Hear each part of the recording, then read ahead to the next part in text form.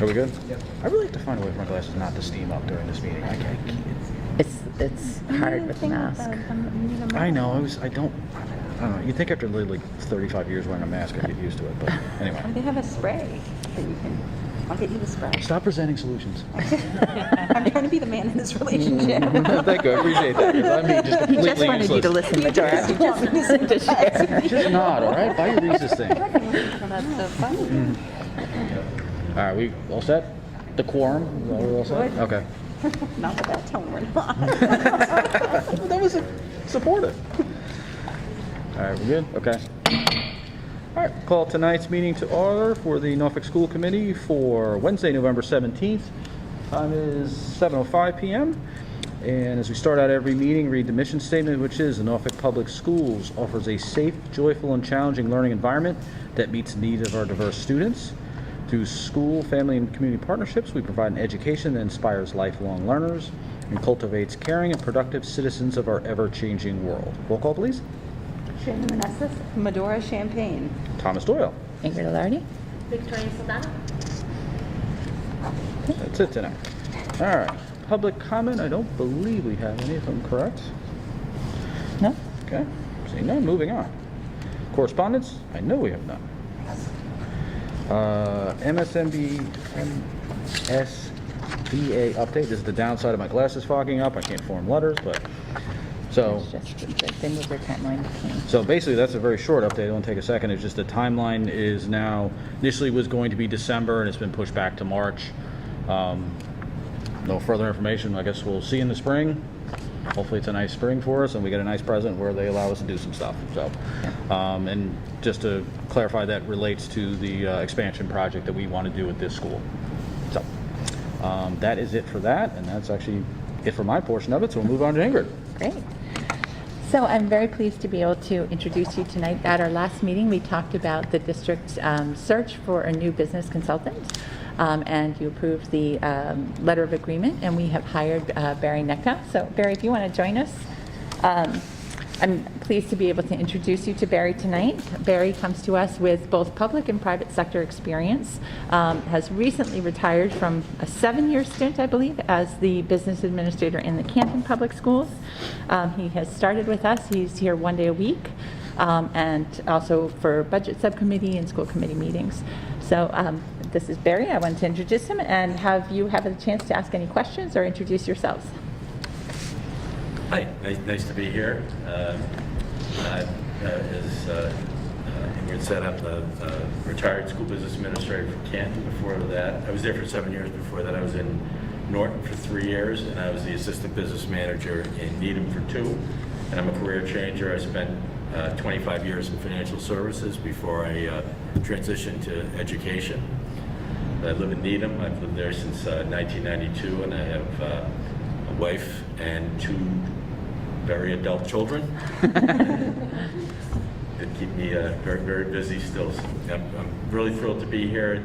When I retired, I didn't want to stop working, and something like I'm doing now here is sort of what I had in mind. So it's worked out great. I really enjoyed meeting everybody, and I look forward to digging in and doing the job. Nice. And starting right off with the budget subcommittee meeting right after this meeting. So, Introduce them all to fun. so maybe you guys could just introduce yourselves, and then if you have any questions for Barry, we can give him a few minutes to answer. Sure. I'm Shannon Manassas, and last meeting we read over the letter of agreement. I'm so excited to have you on board. Thank you. Nice to meet you. I'm Medora Champagne. I'm in my 2nd term on the committee, and I also sit on the budget subcommittee, so we'll be having fun later as well. And yeah, we're very, you're filling some big shoes. We have much loved individual retire, but I'm sure it's going to be great, and I love the mix of public and private experience that you had. Thank you. Nice to meet you.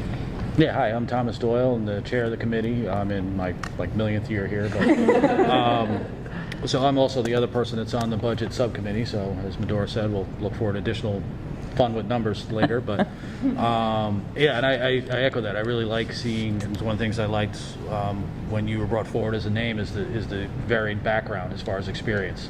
It's nothing, certainly not a downside. Anyone who's only worked in the public sector, who's only worked in the private sector, it's great to see both. So I think then you can be creative and bring different ideas to the table. So look forward to it. So welcome. Likewise, thank you. Nice meeting you. Thank you very much, Thank you. Barry. Next on our agenda, we have Dr. Anna Tepper here. We had postponed this item from our last agenda, and I had shared that the district had undergone our comprehensive program review. It is an audit of our civil rights and special educational programs and our compliance with state and federal law. And Dr. Tepper is here to highlight the findings from the recent audit and to answer any questions you may have. So I'll turn it over to Anna. Hi all, thank you for having me tonight. So before we get started, I have a question for you. And I'm wondering if anyone knows how many special education mandates there are. We weren't told there was going to be a quiz. It's a bit unfair. Medora, this is your job. You're the smart one. As my 8-year-old would answer evasively, like a lot. A lot, exactly. Great answer, Medora. Great. There are 59 special education mandates. They're federal mandates, federal and state mandates that the district needs to comply with. In addition, we have ELL, English Language Learner mandates, and we have civil rights mandates. So every 3 years, the Department of Education sends the Office of Program Monitoring into the district, and they conduct what's called a tiered focus monitoring review, aka TFM review. And they come in and they, take a look at certain criterion to ensure that the district is following our mandates. So there are several things that they consider when they come in. The first thing that they consider, and by the way, so we had a chairperson come in. Her name was Dorsey Smith. She came in from the Department of Ed, and she was here on site 2 days. Our ELL program was reviewed in March. That was also that was done virtually. So Dorsey was here on site for our special education review, but the ELL review was done in March, and that was done virtually. But that was about a 1.5-day process as well. So what do they look at when they come in? Anna, can I just jump in? I know you're probably going to address this, but Sure. the on-site visit is the end of the review process. So prior to that, are you going to talk about the self-assessment? Okay, great. Yeah. So there are several activities that we have to participate in order to complete our compliance review. The first is what's called a self-assessment.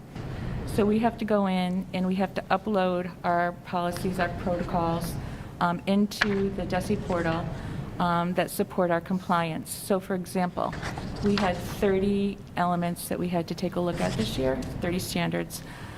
Things like, are we complying with mandates around bullying for special education students who have disabilities? Are we following protocol for involving parents in special education programming decisions? Are we meeting our age span requirements? We're not allowed to educate students in the same classroom that have more than a 48-month age span. So we can only have students educated within the 48 months. Okay? So if we go beyond that, we have to submit a waiver.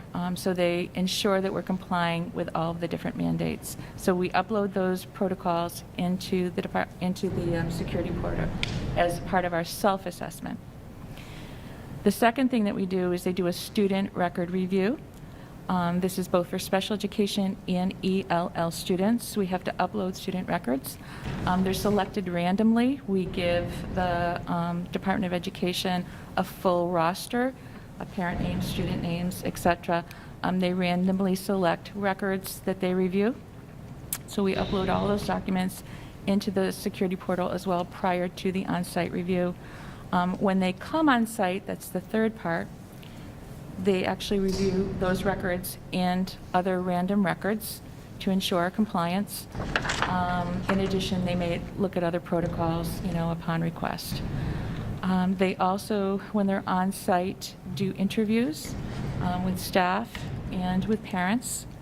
They interviewed this year our Cpac presidents, Mrs. Joanne Gilbody and Mrs. Karen Murphy, and they spoke with Dr. Lardy and I.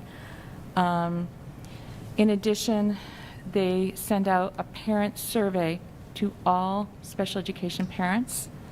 Every parent receives the survey, The survey collects information about our practices with regard to compliance.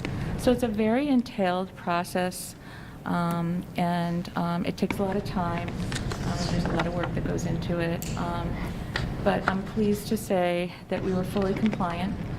So the rating would be considered implemented, but we were fully compliant with our regulations in the area of special education, in the area of ELL, English Language Learner, and civil rights.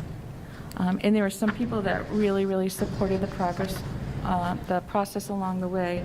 Dr. Alardi, Mrs. Roxanne Verdeau, Mrs. Colleen Brightman is our district and only ELL teacher.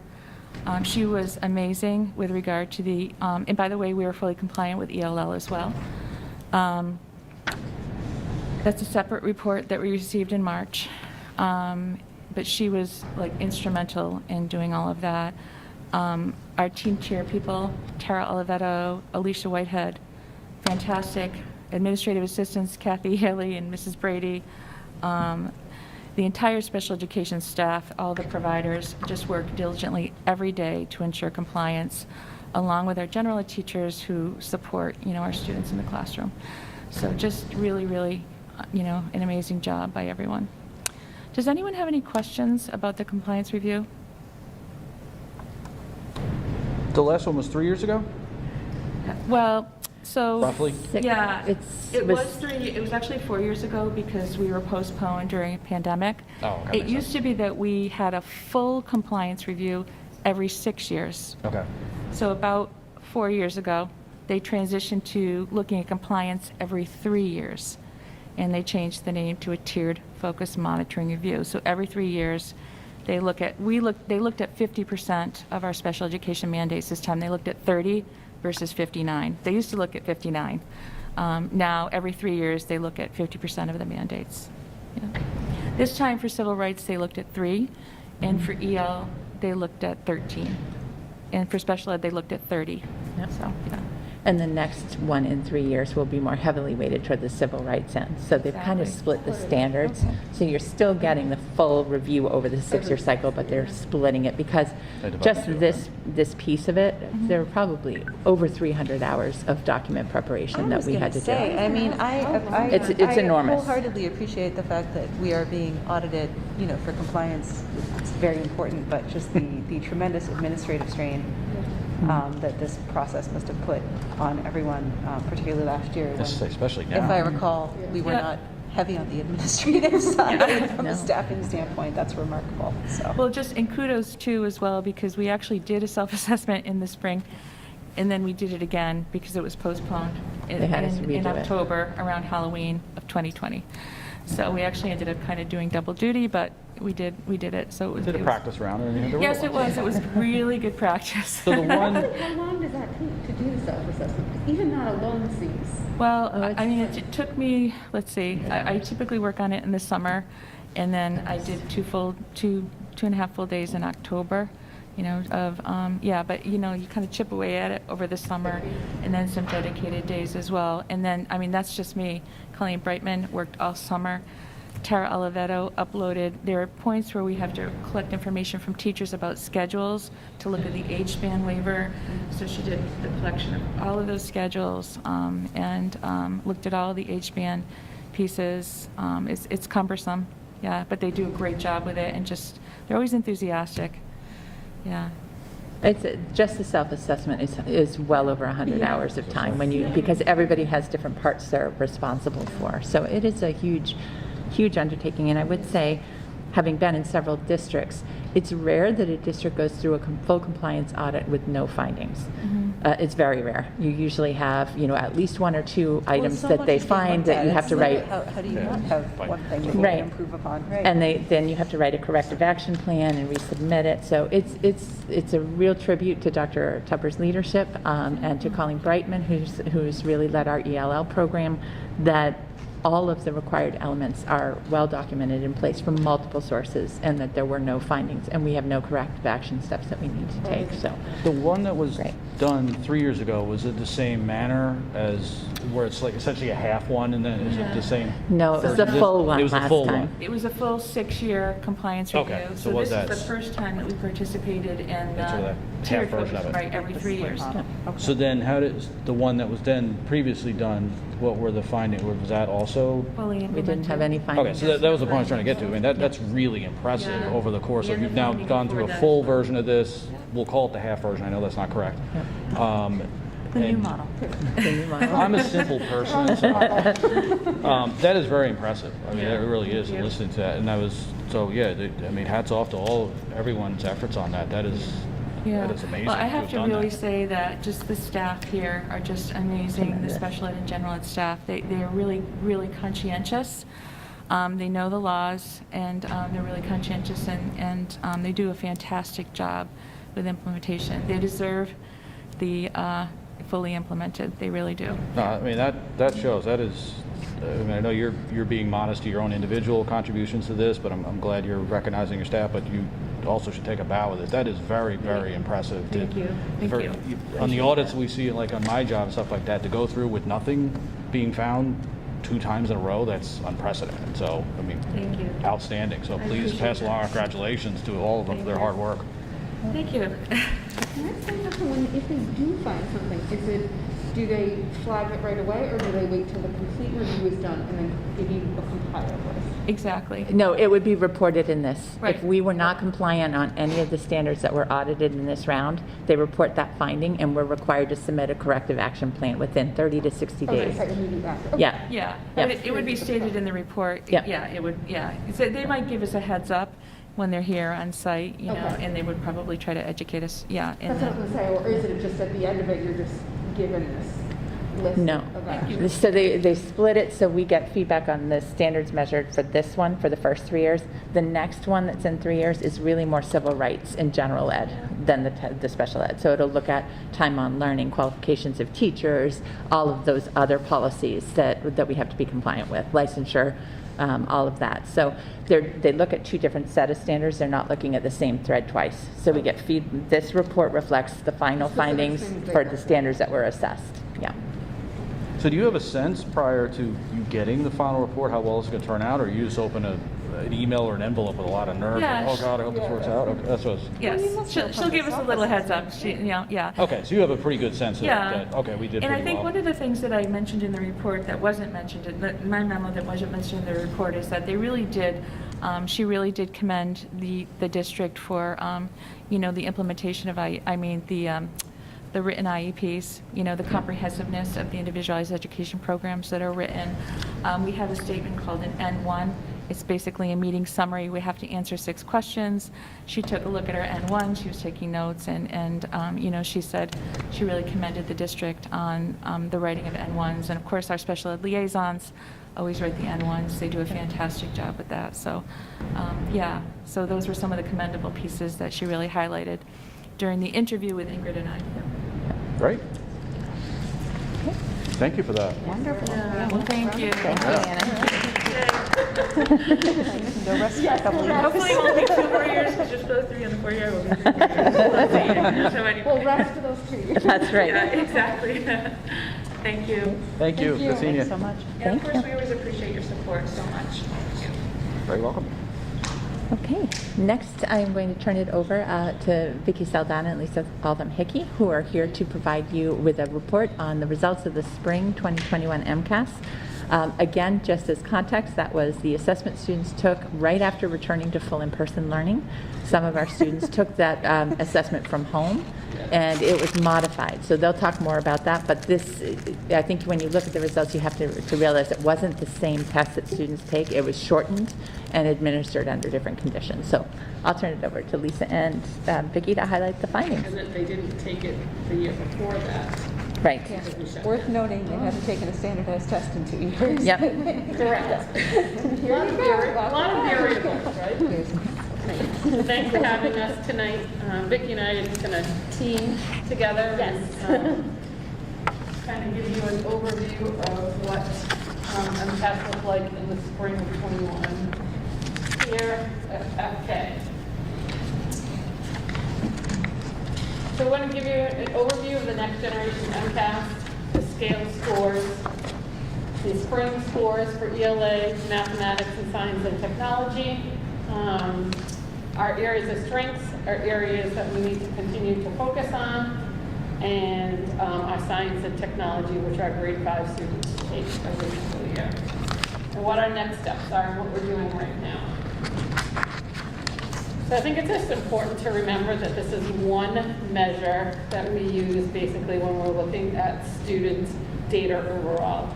We use a lot of day-to-day, teaching, formative, summative assessments within the classroom, to get the bigger picture basically of how students are learning on a day-to-day basis. But the MCAS is obviously a big standardized test that we also look at to make sure basically that we're hitting some of the standards that we need to hit every single day. So this just gives us that one snapshot, and we take that with all of our other data and look at it all together. The majority of our students did take the assessment on the computer. This year, what happened was the state lessened the test and lessened the time for the students on the test. So typically in ELA and math, basically they take 2 days of the test. They took 1 of the 2 days of the test for ELA, 1 of the 2 days for math, and 1 of the 2 days for science and technology. So some students have the option to take a paper-based test, if they're on an IEP or 504. And this year, some of our students that were fully remote had the option of taking it from home. So that was something completely different that we learned really quickly how to do. And our fully remote teachers really took that on with the support of the tech team very well. So I would say that we still had extremely good participation for MCAS last year. So.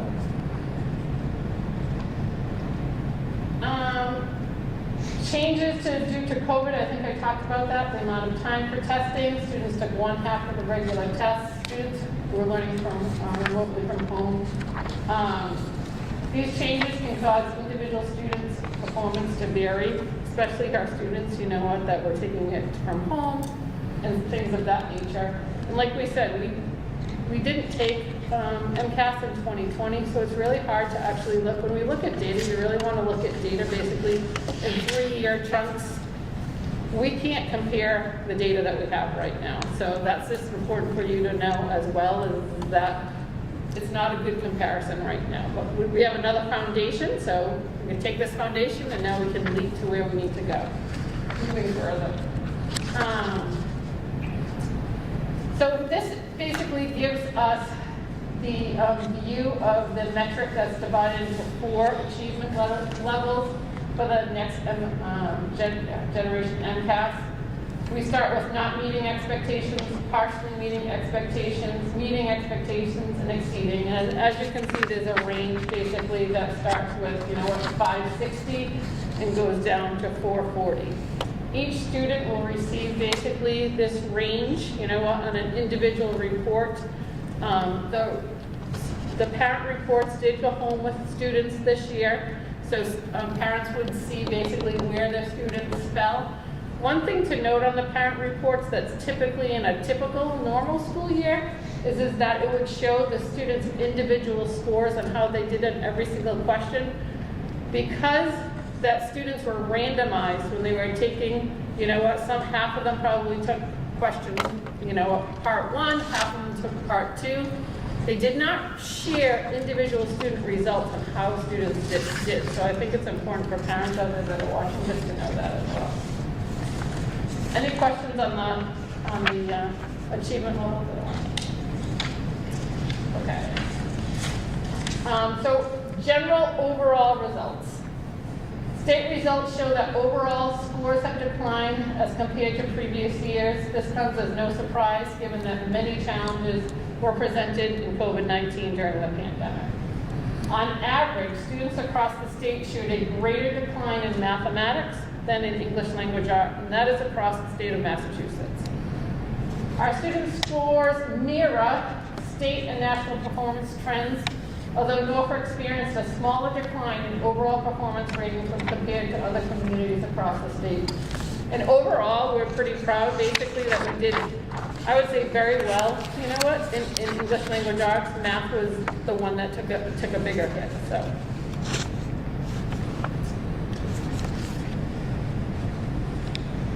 So there's different types of questions that students are presented with when they have the Mcas assessment. They have selected responses, they have constructed responses, they have essay examples as well. So that's something to think about when students are taking the Mcas test. And we're going to go into now basically, each grade level. One thing to point out is that we combined exceeding and meeting expectations percent when I'm talking about this data as well. So in English language arts in grade 3, you'll see on these slides that we have basically how we did as a school compared to the state of Massachusetts next to that and the number of students that were included. So 59% of our students in 3rd grade were exceeding or meeting expectations in English language arts compared to 50% in the state. 40% hit partially meeting expectations compared to 39% in the state. 2% not meeting expectations compared to 10% in the state. The next slide is going to show, and it's comparing apples to oranges, but we did want to show what it looks like in 2019 compared to where we are in 2021. So if you look at the first slide there, in 2019, and you have to remember that that's a different group of students too, right? So like it's not the same group of students. But in 2019, our 3rd graders scored 63% in exceeding and meeting expectations. And then if you skip over to 2 bar graph columns, this year was 59%. So then when we're talking about looking basically how our kids did from, 2 years ago to now, we're really almost in that same range. And that's why we're saying that, we're kind of did pretty well, even in a pandemic, in our English language arts. And then we have the state. The state in 2019 was at 55% for exceeding and meeting expectations, where the state this past year in 2021 was 50%. And then you can see basically as you go down, the partially meeting expectations in 2019 was 36% for us as a school and 40% in 2021 as a school. And the state went from 36 to 39. And then not meeting expectations, we were at 1% in 2019. This year, we're only at 2%, and the state was at 8 and 10%. Can I just jump in for a second? I just want to really stress what Lisa kind of said. These are completely 2 different tests, and I feel like the reason that we wanted to just show, I felt like that was a question that was probably going to come up anyways. It makes sense for us to kind of wonder like how our kids did on the last Mcas assessment they were able to take. But the test, like, you really can't compare because the length of it was different, the questions that were selected were really different, so it really is not like Lisa said, we're not comparing 2 the same things. It's just to kind of, what we wanted to highlight is that I know that sometimes, like, when we look at the data that's released or you see for the student, like, even though we did have a slight decline, that we're still in pretty good shape. You know what I mean? And kind of so you can see what areas of decline has happened. And if you've noticed, like, our not meeting percentages are still maintaining pretty low. So that's the only reason we kind of brought the 2 tests together. Even, like I said, it's not a fair comparison, but. So grade 4. Grade 4, we had 68% of our students who were exceeding or meeting expectations compared to the state had 49%. We had 28% partially meeting expectations compared to the state at 38%. And we had 4% not meeting expectations compared to 13%. And then this will show you exactly what we did basically on the previous slide. In 2019, we had 70% of our fourth graders exceeding meeting expectations, 30% partially meeting, and we had 0% not meeting expectations. And then if you look at the 2021 school, we had 68% exceeding and meeting, 28% partially meeting, and 4% not meeting, and that's this year. But again, we're not comparing apples to oranges, but if you look at 70% to 68%, you know what, we're still really in a good range, basically. The state had, in 2019, 52% exceeding and meeting. The state had 49% exceeding and meeting. And then partially meeting was 39% with the state in 2019. In 2021 was 38%. They were at 9% not meeting, and in 2021, 13. English language arts for 2021, we had 58% of our students exceeding meeting expectations, 40% partially meeting expectations, compared to the state at 41%.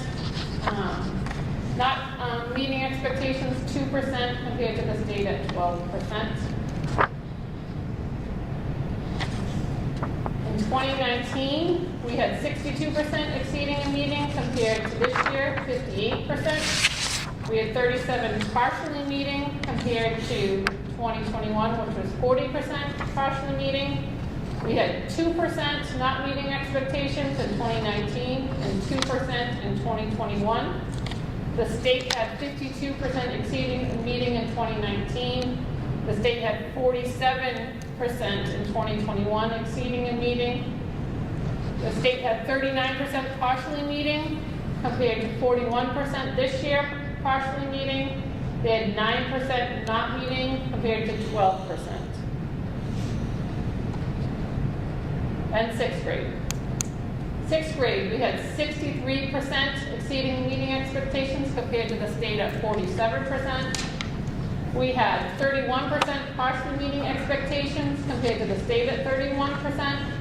We had 6% not meeting expectations, compared to the state at 22% not meeting expectations.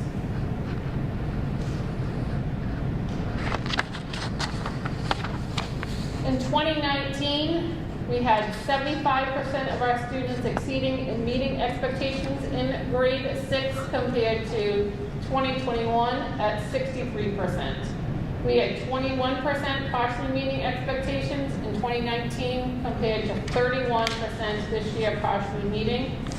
We had 3% not meeting expectations in 2019, compared to 2021, where we had 6% not meeting this past year.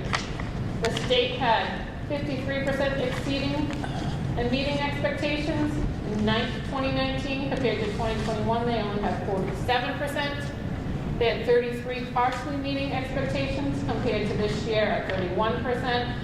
And then they had 13% not meeting expectations in 2019, compared to 22% this year.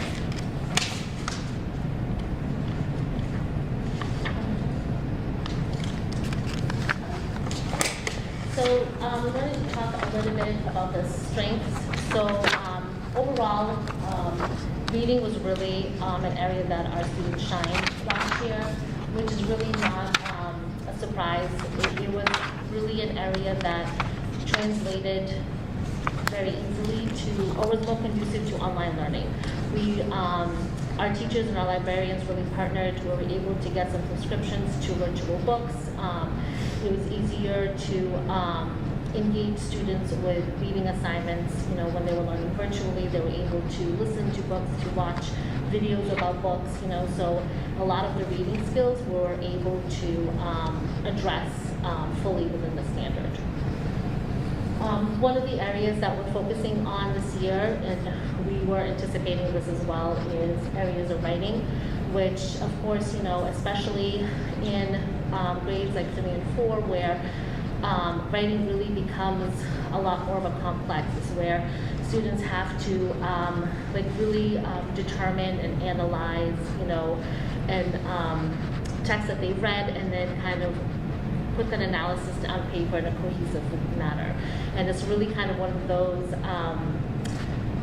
curriculum areas where immediate feedback is really what makes the difference, you know, and sometimes, like, because of the way the school was delivered last year, teachers did their best to be able to give that feedback, but sometimes they had to wait for the work to be submitted virtually, you know, then they read it, then the feedback was given, then the student reviewed it, you know, so there was a little bit of a gap between that just because of the way it's structured. So this year we've actually started the school year with a big focus in the areas of writing to kind of help support like the development of those skills.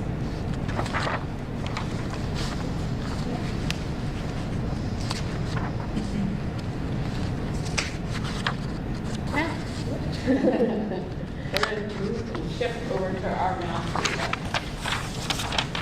So in math, there's different types of questions that students have to answer as well. Some of them are short answer questions.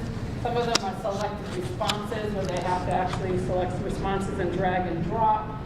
And then there's constructive responses where there are multiple, basically, multiple step word problems that students have to answer. There's a part A, a part B, and a part C, which are very lengthy.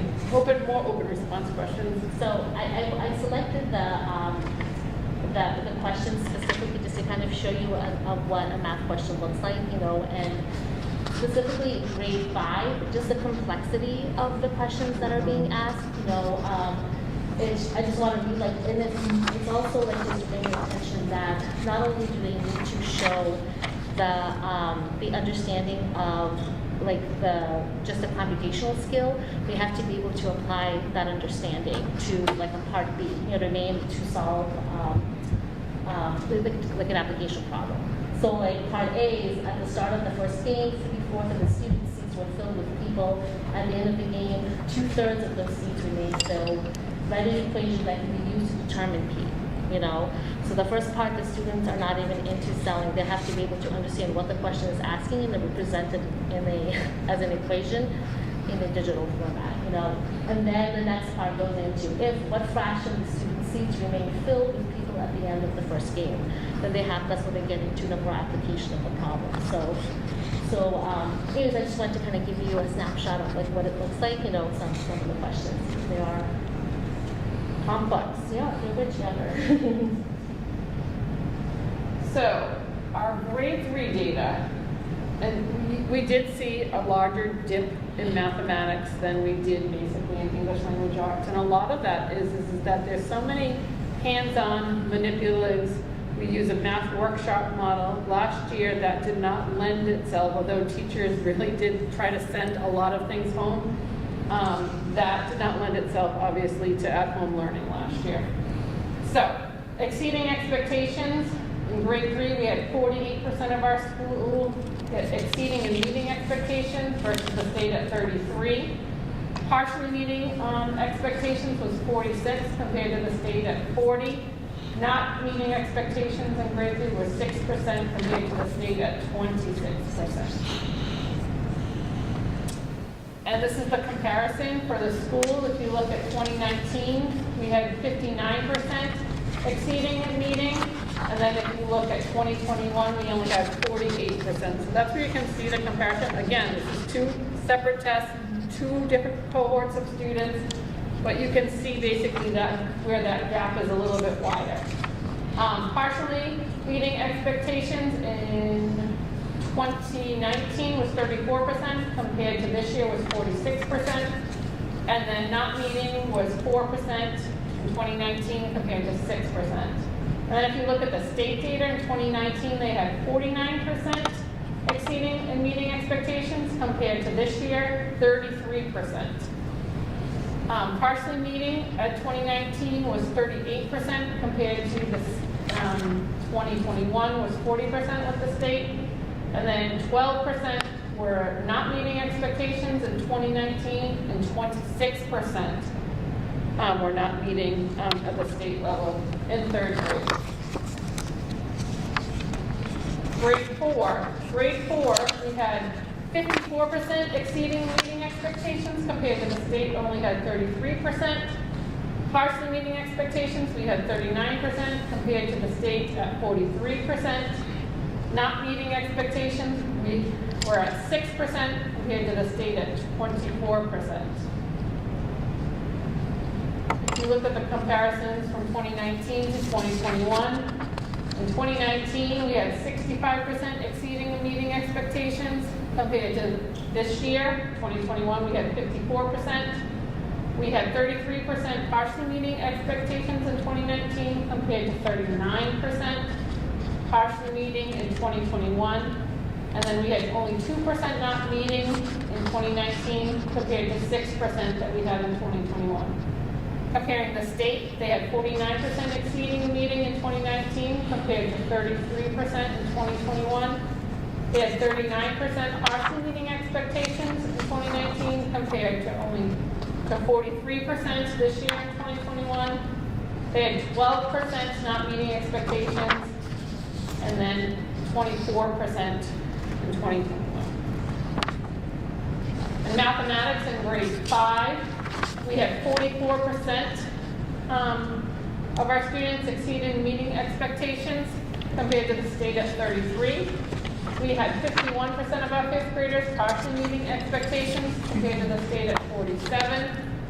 We had 6% of our students not meeting expectations compared to 20% at the state level. And then if you compare basically our school data from 2019 to 2021, 5th grade, there is, as the grades got higher, math becomes obviously a lot more difficult. So you can see as the grades get higher that there is a bigger gap as well.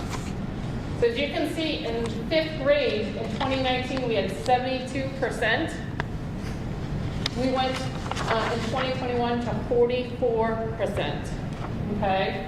We had 27% at partially meeting expectations compared to 2021 where we had 51% partially meeting expectations.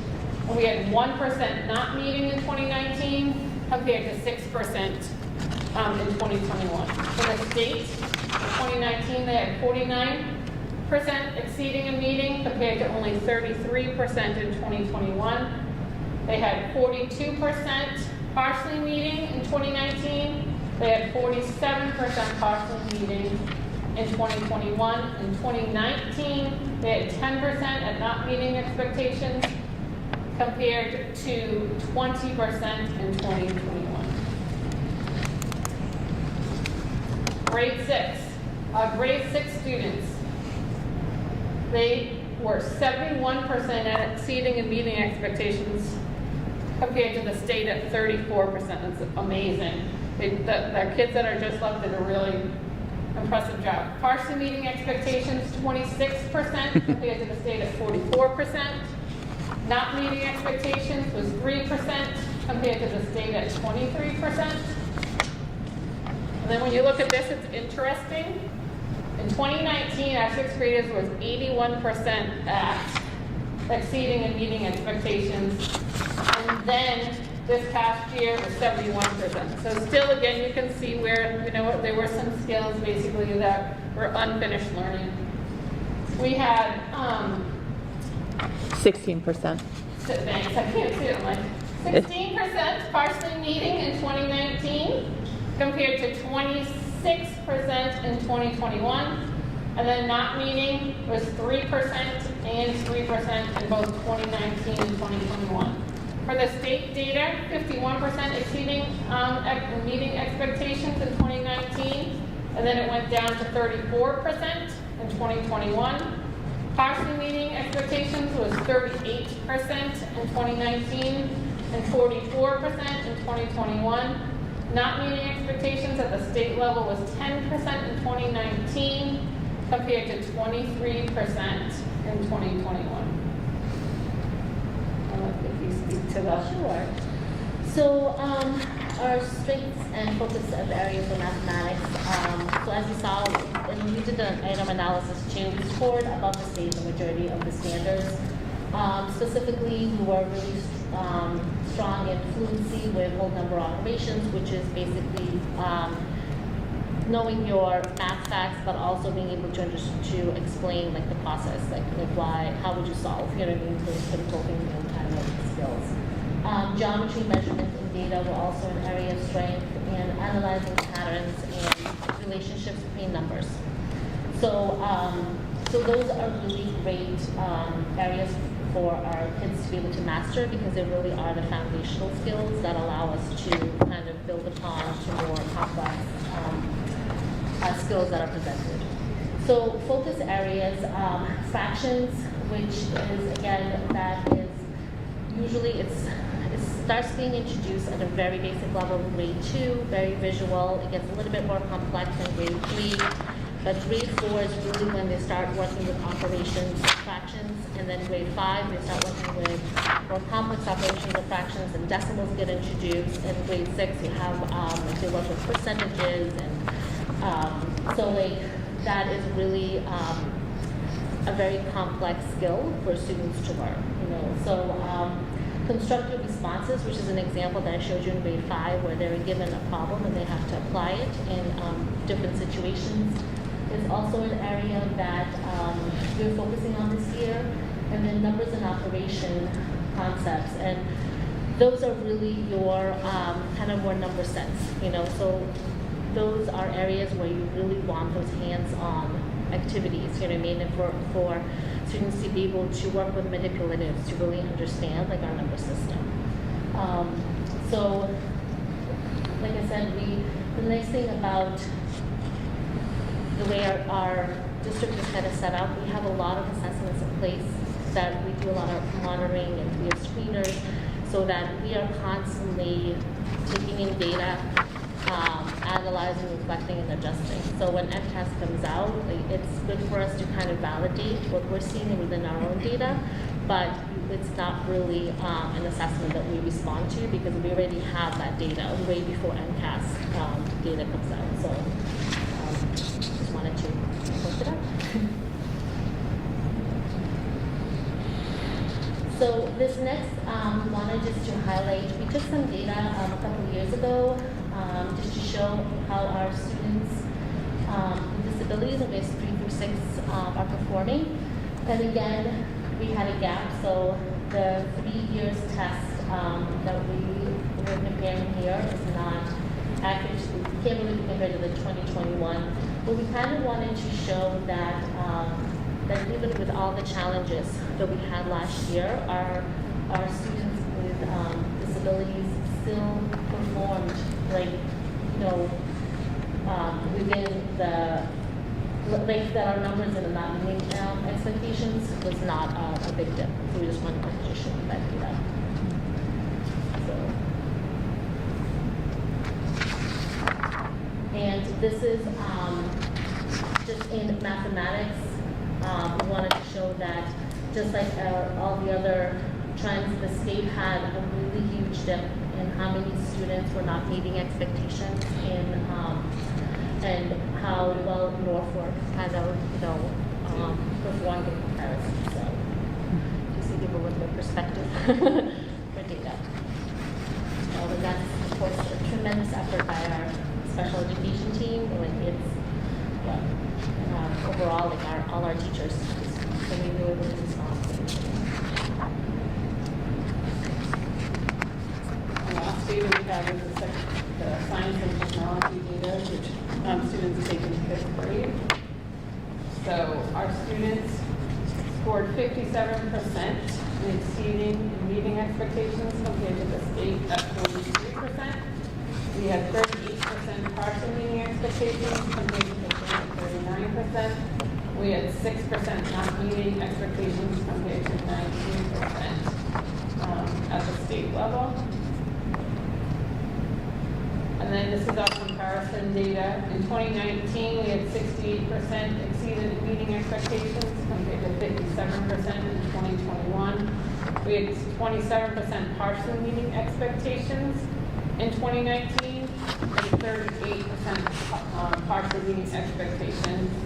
And then we had only 5% not meeting expectations. Probably an error. There's an error on the slide. I'm just calculating it for you. We had an issue when we were uploading, and I think some of our graphs that, yeah, we need to Yes, fix. so 'cause the other two- that is not yeah. right. No, that's not 60%. We did not have 60%. Like the math doesn't add up, yeah. It's actually It's 4%. about 4%, yeah. And then with the states, we had 48% exceeding meeting expectations compared to 43% this year. They had 39 partially meeting compared to 39 this year. And then they had 12% not meeting compared to 19 Plus 8. this year. 50 square 38 is 95, isn't it? The numbers are, all the percentages are off on that Oh, slide. So it's looking up. Well, I can't give you the right numerator, I can't remember this. So, besides that was a math quiz, just to see. That's 2 quizzes in one night. We're having spirited debate. So we'll get that fixed and uploaded. We were just working with our tech person right before we got there because there was, I don't know, there was something that happened with our, we were working on this. So kind of like next steps. So these next steps are really something that we started working on last June. So I just wanted to kind of share what we have been doing so far and kind of what our plan is for this upcoming school year. So in response, like I said, our own district data was showing that mathematics was going to take a dip. Like I said, it trended with what the state was seeing nationwide. They were talking about that too. So in response to that, we put together a team this summer of very dedicated teachers who, like Sarah, who worked on after this tremendously difficult year and still partnered this summer to help us get our curriculum ready for this fall for our students.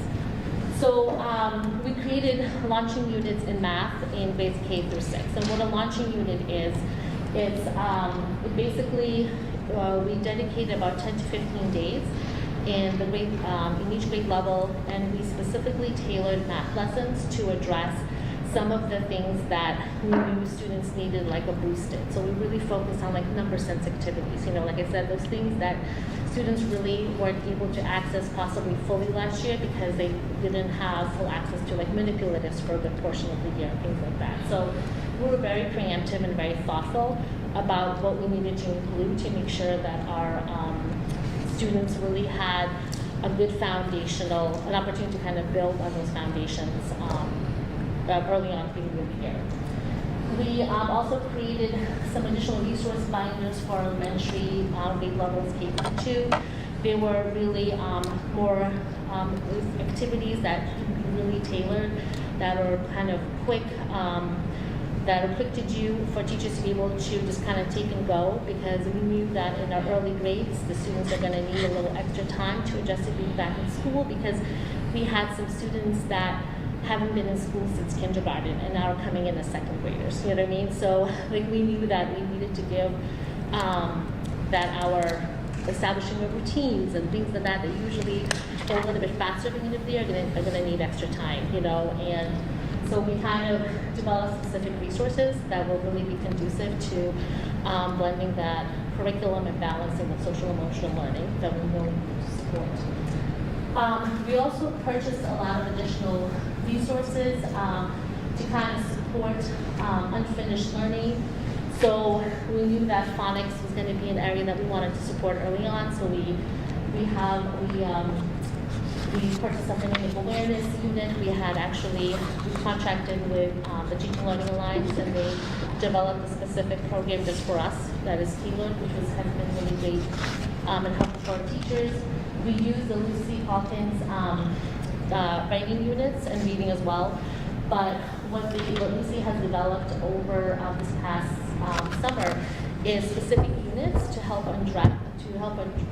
address some unfinished learning and writing, as we saw in our results, that will help our teachers to be very specific and kind of fill in those skills that need to be. So we got them for our teachers.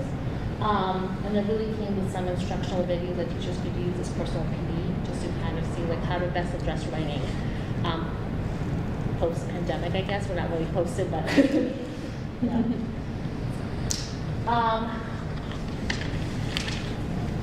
So we have also established some curriculum committees that kind of are continuing to work on building up some of the resources. We have a curriculum committee that is working on some social studies, looking at a social studies program. We also have dedicated time where we meet with each grade level to just discuss curriculum. So our teachers have 8 meetings per year, and we usually, with the grade level, we kind of establish what are our goals for this year and what we'd like to focus our time in. We also increased our math specialist position from a 0.5 to 1.0 at each holiday, as you saw previously when we were discussing budget. And we were able to hire a math paraprofessional to support the developmental math program in Kennedy. So we have a full-time math specialist, a 0.5 math specialist, and then we've added an additional paraprofessional to support our neediest students. And we really have been focusing on professional development. We're really kind of re-examining our intervention practices to really see how we can best support our students. And through a process called multi-tier system of support, which is a really great way of kind of looking at interventions, the different response intervention tiers, like what is our core curriculum looks versus like specific ones in tier 2, tier 3, which is specific needs the students have. So how do we identify what screeners are we using? We're looking at a progress monitoring tools, and like I said, to make sure that it's kind of an all hands on deck approach this year. So because that's what we're able to really meet the needs of the individual needs of our students. So and lastly, we're partnering with the Teacher Learning Alliance for grades 1, 2, and 3 to really look specifically in supporting area writing, to be able to fill some of those gaps as well. This is not an exhaustive list, it's just some of the highlights that we have. And if you have any questions about the curriculum or anything, please let us know. You can contact me or, of course, Lisa. She kind of does the whole Mcas for the whole district for like 3 months every spring. So thank you very much. Thank you. Fairly comprehensive presentation. So as we've talked about earlier, it really seems to, when you look at the data, both of our own district benchmark data and the Mcas, the ELA domain was less impacted than math, but again, our students did better than we expected and better than the state across most domains, and we have a proactive plan for how we're going to help to close those gaps as students progress. Any questions for Lisa or Vicki? How is this conveyed to the parents, all this information? Because I like the fact at the end, and this, sorry, it's going to be kind of a meandering question, but I like the fact at the end there's some concrete steps that we had already taken. So I remember us discussions with this last summer, things that had been done. That was great to hear. And there's some very concrete things like HOD increasing the math specialist to 1 versus 0.5, that type of thing. But this information in general, how is this being conveyed to the parents? Because there's got to be some natural apprehension when they see these scores. We really have used Wednesday words to kind of convey, so I think there was something we wrote about it maybe in September. Okay. We talked about some of our curriculum goals, but We also highlighted Mcas information basically in October. There was a letter in Wednesday Words that went home about to the parents, basically just about overall, Overall scores. that Ingrid and Vicki and I partnered on, and how we did together and what we were working on as well. So they received all that information in Wednesday Words too. Additionally, I think after tonight, because this is being recorded, we can post the full presentation on our website and Good. include that in Wednesday's words. Yeah, because you touched on a lot of really good points. I think it was you, Lisa, that mentioned that this was sort of, I don't know how you phrase it, but it was something along the lines of you could see the sort of the effects of what the last year was. And it wasn't through anyone's fault. I mean, the teachers couldn't have done any more, and no one could have done any more. Right.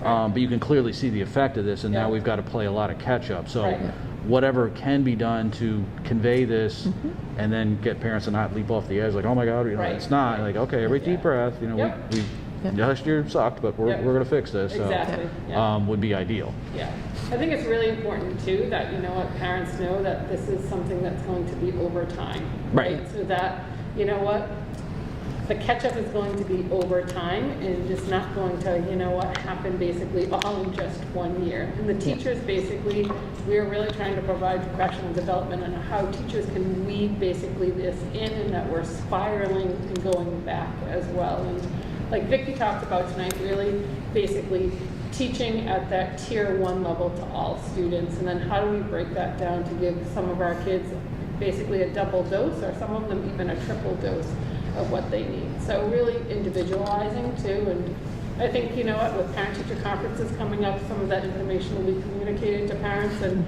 parents are well aware what their students' strengths are in areas, you know, of concern too. So and it's a partnership. It's a complete partnership between us and the parents, and you know what, our teachers are doing an amazing job this year of really getting everybody back on track again, and you know, school feels really great right now. So we have to commend our teachers. I mean, last year and this year it's been really difficult, and they have really, you know what, every day risen to the occasion. It hasn't been easy, so.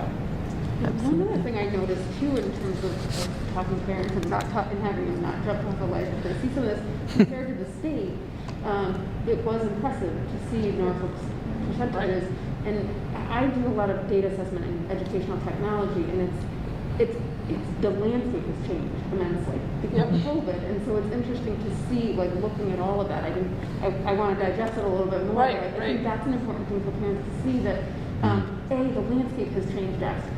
And when they see these numbers, they're not comparing apples to apples. They're comparing 2 different years, 2 different tests, 2 different sets of students. Exactly. And so they can't fully analyze it in a way that they might think they can. Exactly. Because there's so many facets that have changed. I think that's important. Yeah. One of the things, once we get back to, you know, normal years, that, you know, what the 3 of us really do is we like to follow basically our 3rd graders all the way through. And in normal years, you'll see a slide on here that actually has our 3rd graders all the way through 6th grade. And you can see basically, you know, sometimes there's a little bit of dip typically in 4th grade, but the trajectory really goes, you know, amazingly high, which is, you know what, really nice to see. And I am confident that we will see that again, and we will get back right on track again. So. I had a couple of, I just want to make sure I'm understanding the landscape of the test too. And honestly, it's for the edification of anybody that might, our adoring fans that might watch this at some point. The thousands. What was the level of participation like? Because I mean, I had a 6th grader last year that you listed 108 students taking the math Mcas. I know there's more than 108 students that were in that class. So Right. Was it lower than it would normally be? Were we dealing with a smaller group of test takers?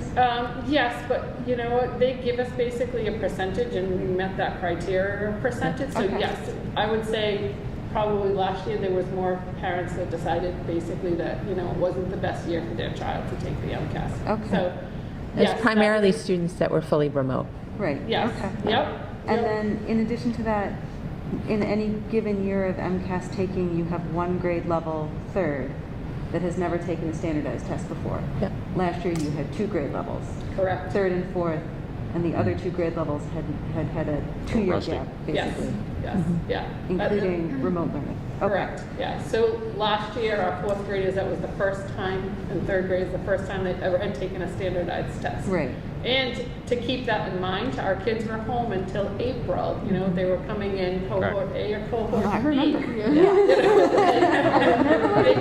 And you know what? I mean, we did do a lot with technology and Chromebooks and things of that nature, but you know what? Preparing kids to take a standardized test on the computer To stay in one place for that long. for 45, 55 minutes, stamina, all of those things. So, Sure. like, you know, overall, I think our kids did really well. You know what? So, Okay, and then it was an abbreviated Test.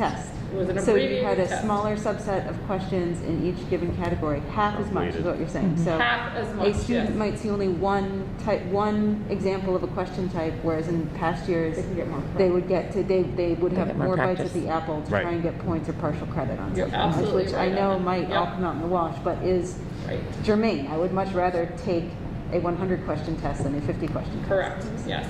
And it was randomized, so that also. So you know what?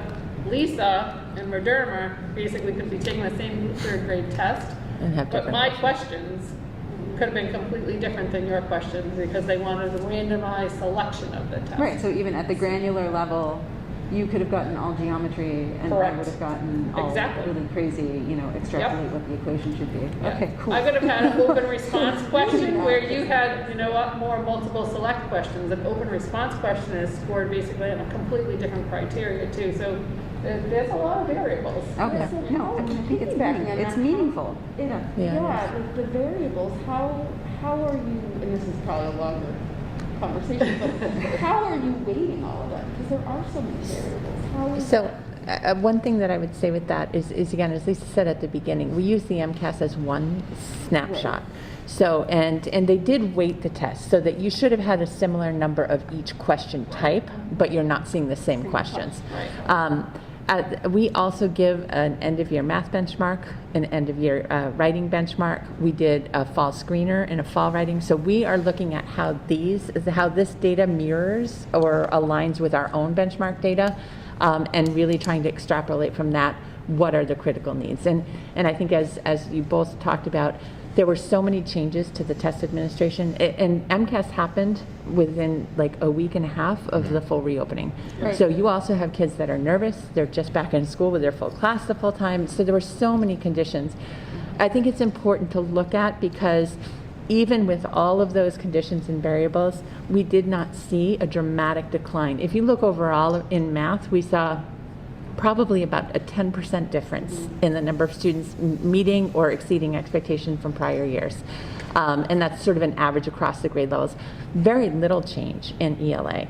So even with all of that, our students are performing well, and we do recognize that there were gaps in math. When we compare with our district benchmarks, we see some alignment there in the areas Vicki talked about, number sense and foundational skills. We have proactively addressed those. When we look at our January midterm benchmark, we'll be able to track progress over the course of this year as well. So that's how we're using the data, but we are not making full curriculum decisions just based on the MCAS. Good. Because of those variables. No, that'd be a rash Yeah. decision. But there's one other clarifying point I want to make, and again, this is more just for folks who might be watching. We are all looking at the top line number, right? Like who's the combined, the aggregate of meeting and exceeding.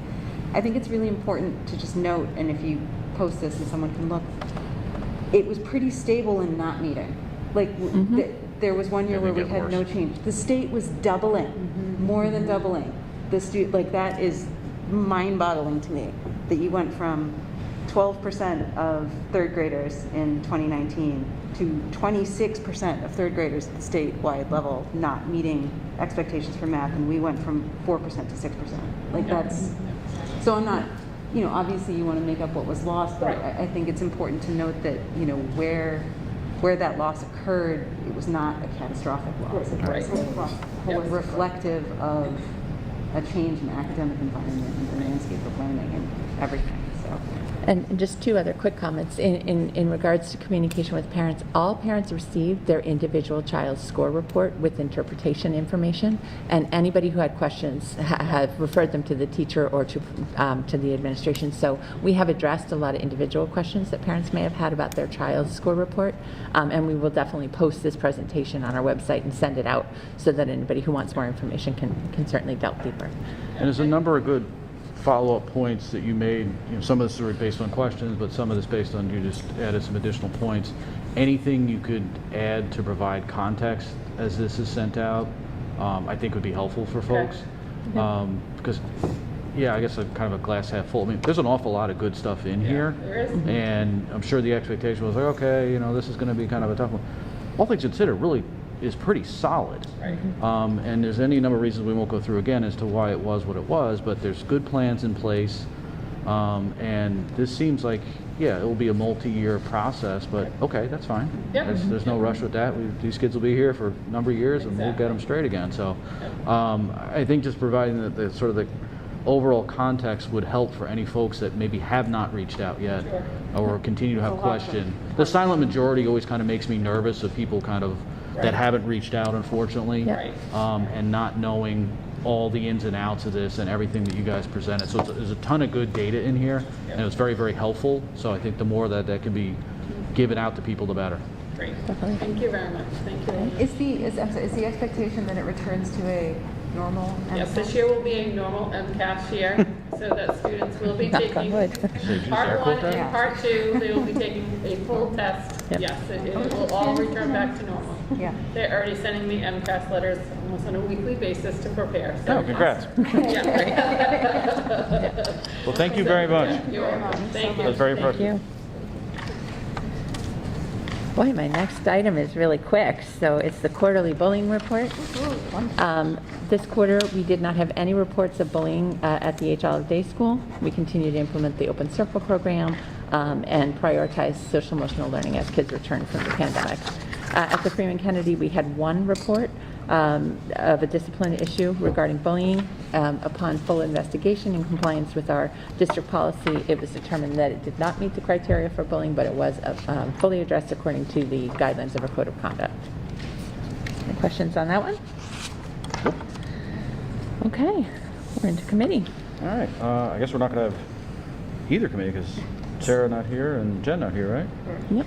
Okay. We did not have a policy subcommittee. All right. Let's go through those items pretty quickly. All right, so then we have 3 votes coming up, 2 for partner renewals. So we would need a motion to review the partnership with the Norfolk Community League. And I can go through their stuff, but I think everybody's fully aware of it. They have a long history of providing services and benefits to the schools. They're a fantastic partner and have been for a number of years now. So I'll thank them in advance for their continued partnership. I'm kind of jumping ahead, but I move to renew the school partnership with the Norfolk Community League. Have a second? Second? Any further discussion? Okay, all in favor? Aye. Aye. And then moving on to folks that were before us, just I think 2 meetings ago, school partner renewal for the Cpac, for the Norfolk Special Education Parents Advisory Council. These folks do obviously a fantastic job, and I said I think it was 2 meetings ago. This is the presentation. So do we have a vote or to have a motion to renew their partnership? So moved. Second. Seeing no further discussion, all in favor? Aye. Aye. All right, we're flying. So then we just need a motion to approve the minutes from our last meeting of Tuesday, October 19th.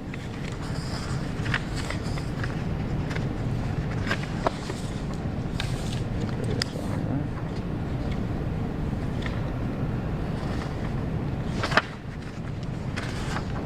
Long meeting. Right, it was long.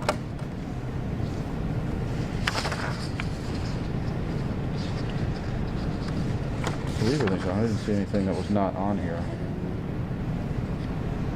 I move to accept the meeting minutes from the school committee meeting of October 19th. Okay, we have a second? Second?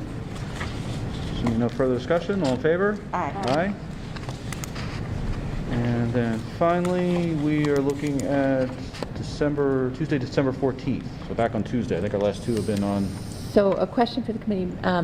If we're going to have a budget subcommittee meeting, I think that Tuesday, Barry, do you have a conflict with the 14th? Yeah. So we could either hold the school committee meeting on the 14th and then reschedule a budget.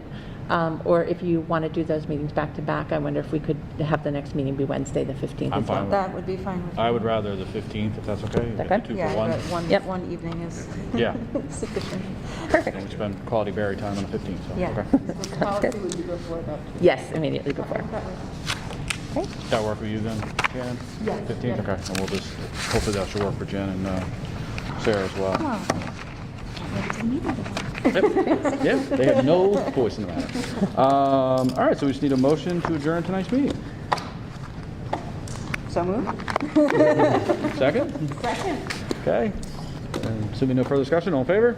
Aye.